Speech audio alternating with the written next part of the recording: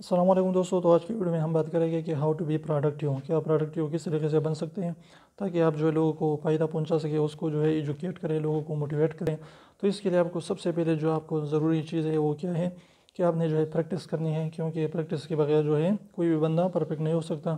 तो आपने जो प्रैक्टिस है वो करते रहना है, एक न एक दिन जो है इंशाल्लाह आप प्रोडक्टिव पर्सन बनेंगे। सेकंड टिप ये है कि आपने क्या करना है कि आपने जो भी बातें सिखानी है लोगों को, जो भी आपने कहना है वो आपने ऐसे कहनी है जैसे आप अपने जो है दोस्त से यानी जिगरी दोस्त से बात कर रहे हैं और उसको समझा रहे हैं। तो इस तरीके से अगर आप करेंगे तो आप एक प्रोडक्टिव पर्सन जो है बन सकते हैं, और आप लोगों को बहुत ज़्यादा जो है मोटिवेट भी करेंगे, उनको जो है एजुकेट भी करेंगे और लोग भी आपकी बातें सुनेंगे।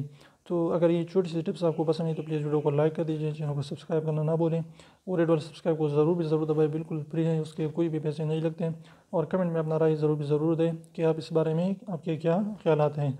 तो अगर वीडियो अच्छी लगी तो वीडियो को लाइक करें, चैनल को सब्सक्राइब करना ना भूलें।